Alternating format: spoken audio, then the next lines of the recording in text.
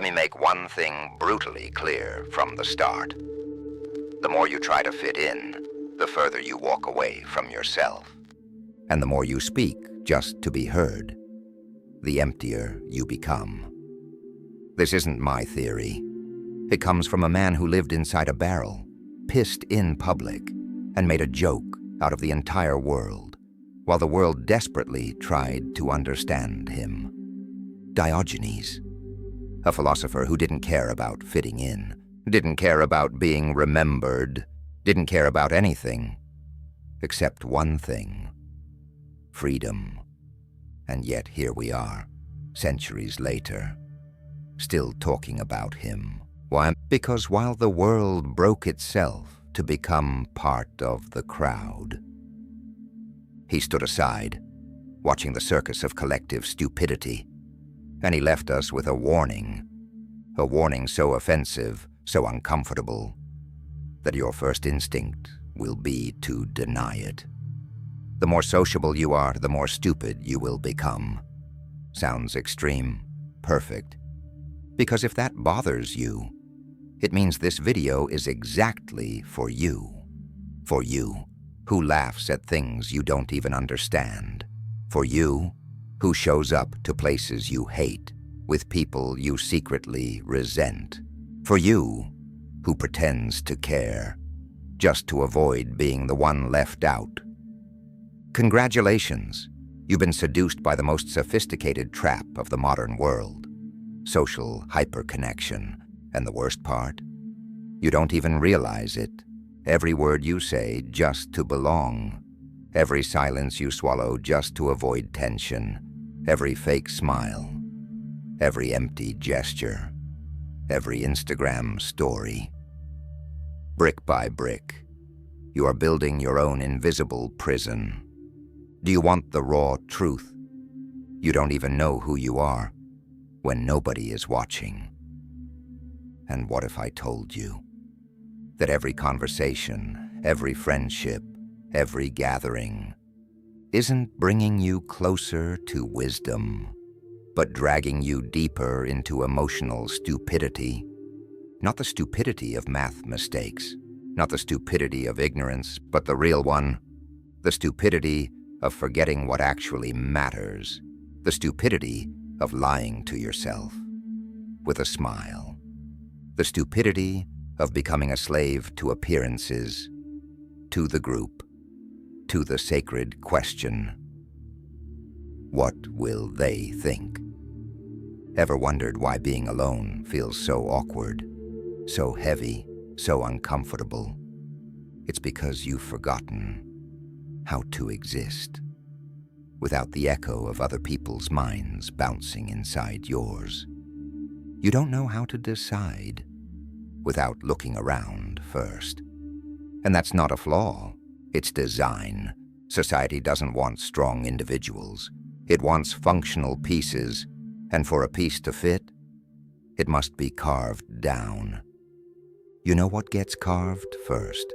Your judgment, your identity, your truth. Let me ask you, why do you think the most brilliant minds in history were always alone? Coincidence? I don't think so.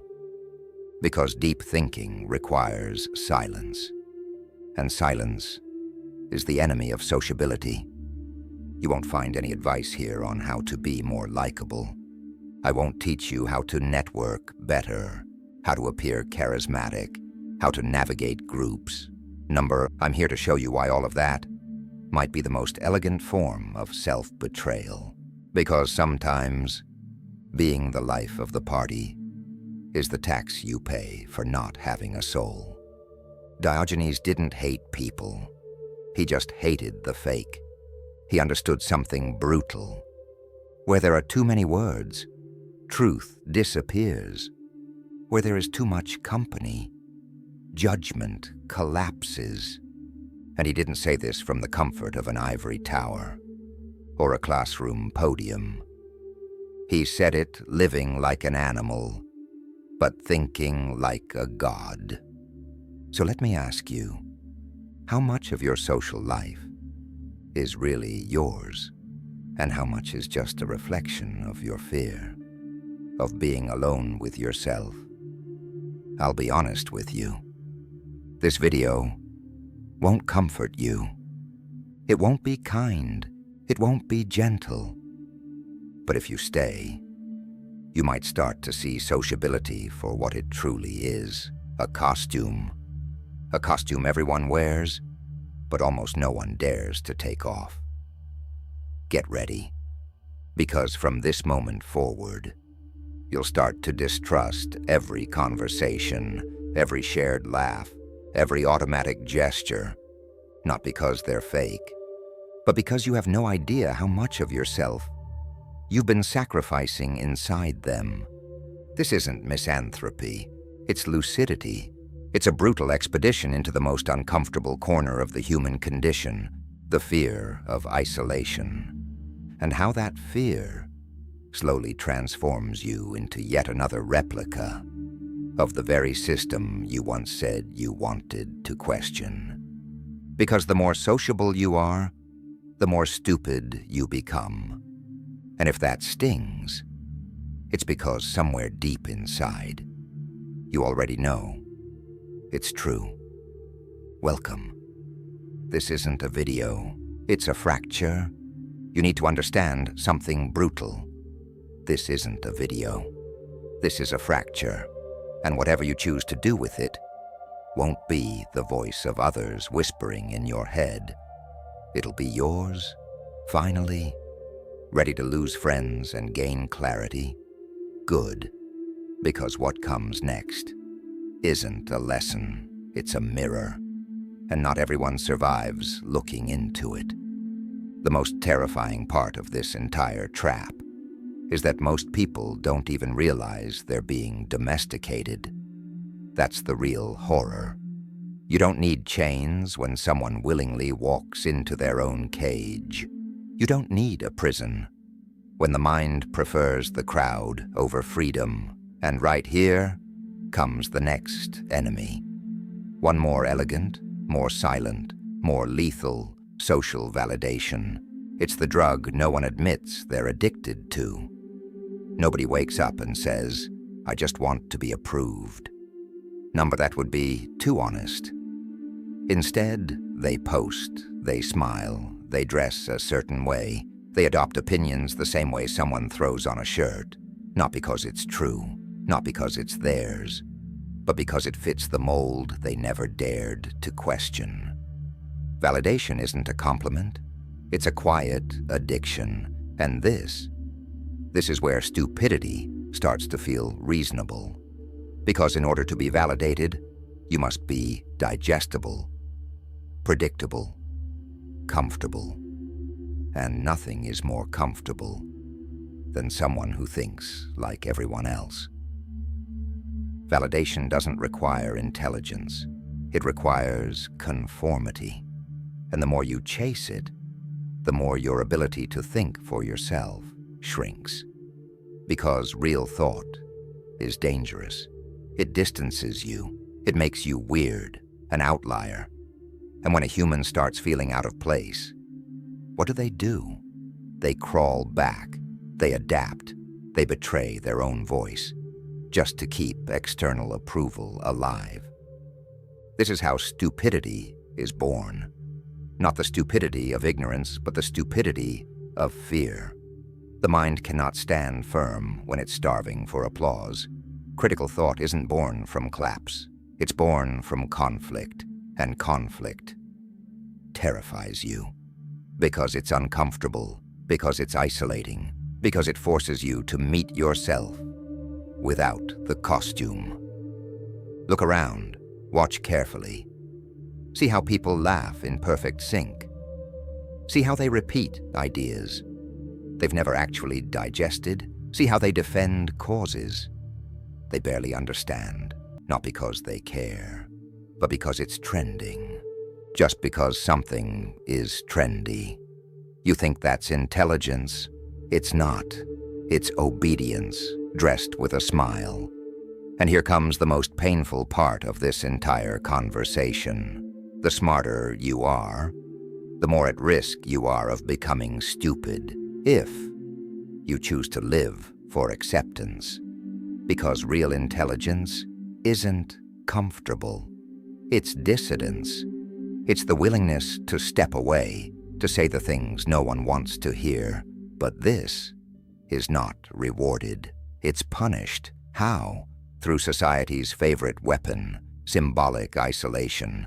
You won't be exiled physically, not anymore. Now, they silence you with indifference, with soft cancellations, with an invisible coldness that wraps around you the moment you stop playing the script. And most people can't survive that. They would rather dissolve into the crowd than face the brutal desert of authenticity. You want brutal proof? Watch what happens when someone in a group says something unpopular. You can see it, right there, in their face. That flicker of doubt, the sudden self-correction, the desperate attempt to soften it, to shrink it, to swallow it back. Not because they're afraid of being wrong, but because they're terrified of being alone. That's the point.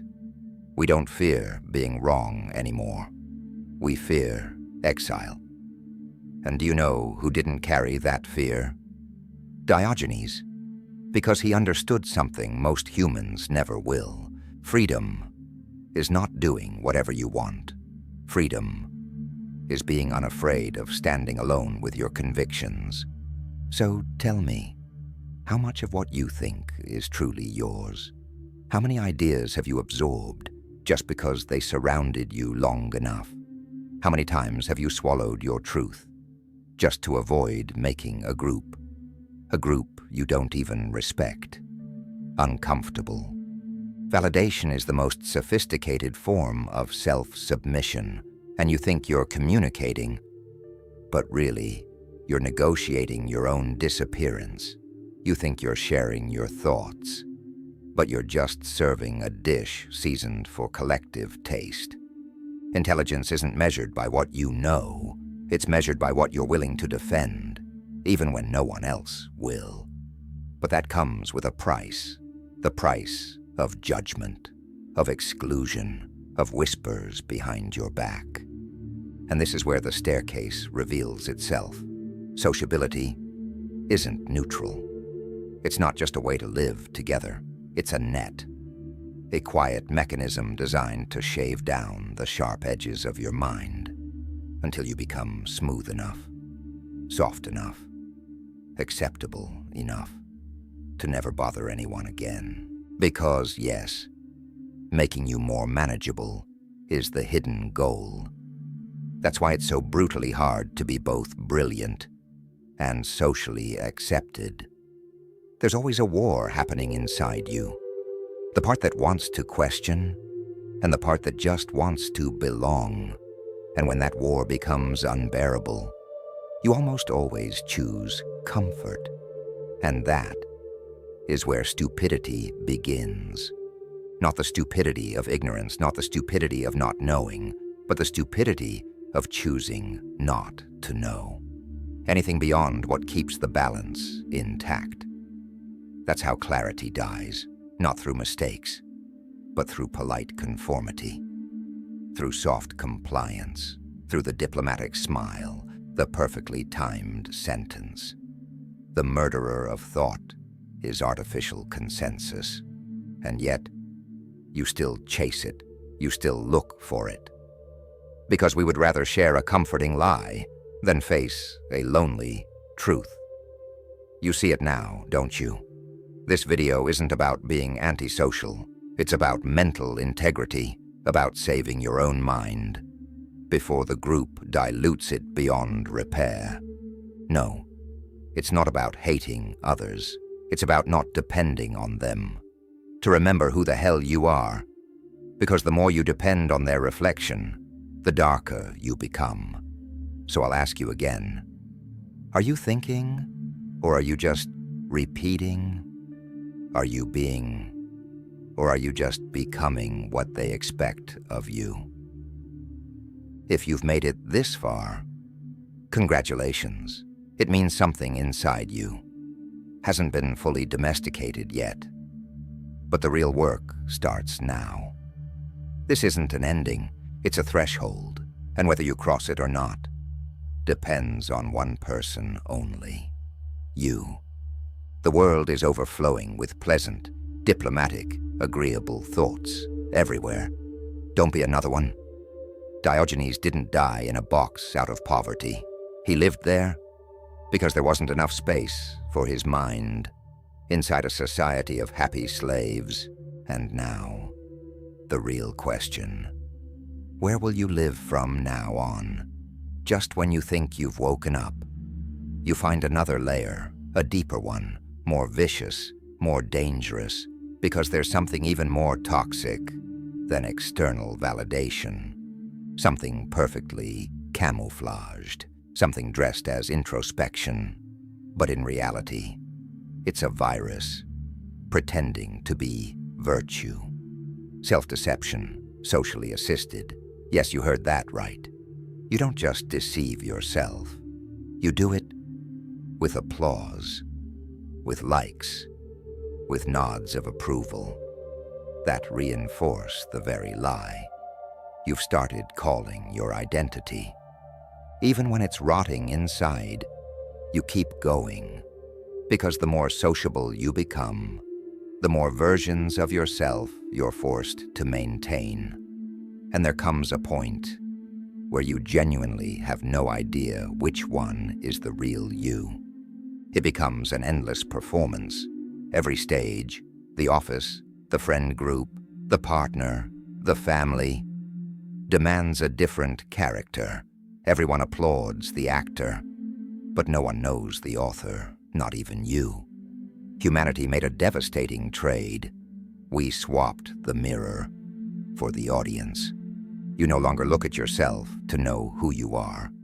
You look to check how well you fit in the frame, how clean you look in the camera of collective judgment.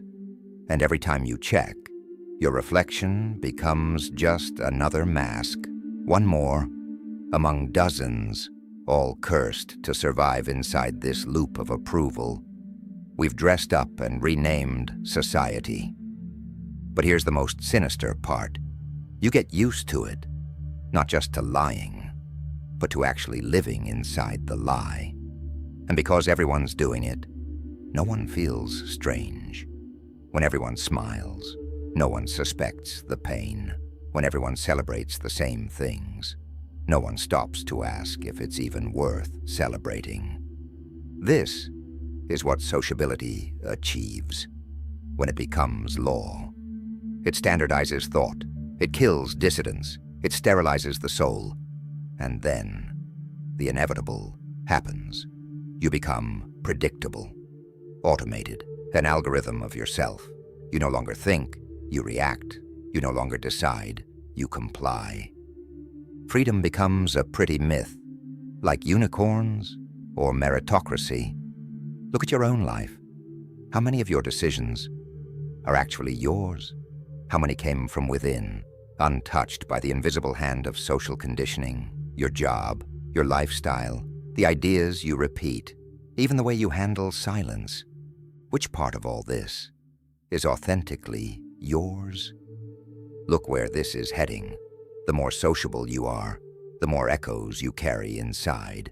And the more echoes, the less space there is for your actual voice.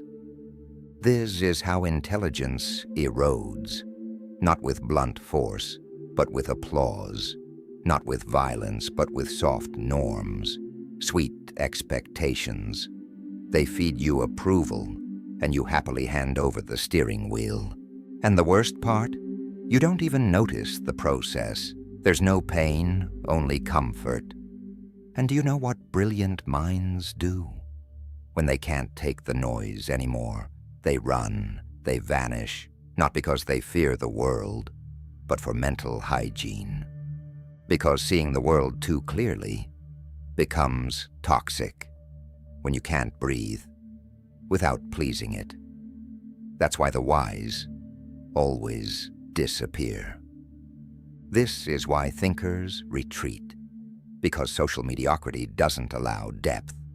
Because collective stupidity doesn't stay passive. It becomes hostile the moment you dare to question it. And because being too conscious inside a superficial environment is a death sentence. They don't teach you this in school. No one mentions it in your effective communication courses. But there's a price for seeing clearly. And that price is the exile of your social soul. Yet, that exile is necessary. It's the only way to detox from the endless flood of stimuli, from the judgment disguised as conversation. Because yes, most conversations aren't dialogues. They're just exchanges of judgments, dressed as curiosity, questions that don't want answers, opinions that aren't seeking truth, just noise, designed to avoid being alone with the monster in the mirror. Want to know if you're infected? Do this, a brutal test. Go 1 week without talking to anyone. No social media, no texts, no validation, no witnesses to your existence, just you and your thoughts. If that drives you insane, then you're no longer alone. You've already lost. Because in that empty silence, without witnesses, everything is exposed. Your addictions, your contradictions, your masks. But if you're strong, if you can suffer it, if you can survive without running back into the arms of the noise, then something strange happens. You begin to think, truly think, not filtered, not shaped for an audience, not polished for approval, just raw thought, yours, alone. And of course, this scares people, because authenticity has sharp edges. It doesn't adapt. It doesn't mold itself. It doesn't say what's expected. It doesn't smile out of obligation. It doesn't explain itself. It simply exists, unapologetically. And that is terrifying, because when someone shows up, someone who no longer needs the group to validate their existence, everyone else suddenly feels the unbearable weight of their own weakness. That's the real reason why those who think differently get rejected. Not because they're wrong, but because their existence is a living mirror, a painful reminder for those who already sold themselves. So don't be surprised if, after this, you start noticing rejection, if suddenly people pull away, if others laugh nervously when you speak about depth. It means you've broken the silent contract of social mediocrity. Fake, but comfortable. And now, you refuse to fake it any longer. You can't fake it anymore. And as painful as that is, it's the first real step into clarity.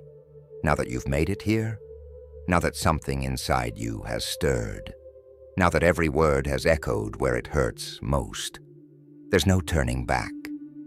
So let me take you one step further, to the final threshold, a place almost no one reaches, because here, there's no comfort left. Here, blaming others doesn't work anymore. Neither does hiding behind pretty words or disguising yourself with, "This is just how I am." At the end, there's only one thing left standing: brutal responsibility over your own mind. Because once you see, you cannot unsee. Once you realize your entire identity was sculpted by others, there's no way back to ignorance. And you know what's truly terrifying? You can still choose to go back.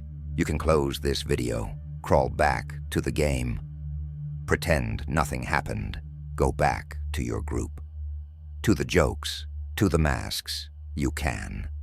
And nobody will know, but you will. You'll know. And that knowledge becomes either the seed of your rebirth or the slow decay of your own soul.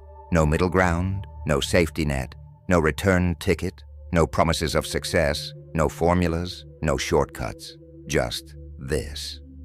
The less you depend on being understood, the freer you become. But don't confuse freedom with loneliness. It's not about being alone. It's about being whole, without needing external decorations to feel real. The next time someone tells you, you should be more sociable, don't answer. Look at them in silence, not to judge, but to count how many versions of themselves they're desperately juggling just to survive. And then, if there's still strength left in you, turn back to yourself. Ask, how much of me is still trapped in the eyes of others? And when you find it, don't run, don't cover it, don't drown it in noise. Sit with it, face it, strip it, name it. Because what you can see, you can transform. And that's the part nobody wants to accept.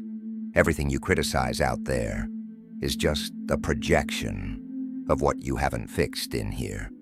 Number, this video wasn't made to give you answers. It was made to burn the lies that were stopping you from asking the real questions. And if it did, if something inside you cracked, then I want you to do one thing. Write this in the comments. I choose my uncomfortable truth over your empty acceptance. Not for me, for you. To remind yourself that you saw something today most people aren't ready to face. And if you haven't yet, subscribe, not to follow trends, but to keep asking the questions that the noise wants you to forget. This isn't a channel for noise. It's for minds that no longer want to belong to anything less than their own truth. And now, I leave you with this. Shut it off. Don't play another video. Don't scroll. Don't drown this in distraction. Walk. Face it. And whatever you do next, let it be yours, entirely yours.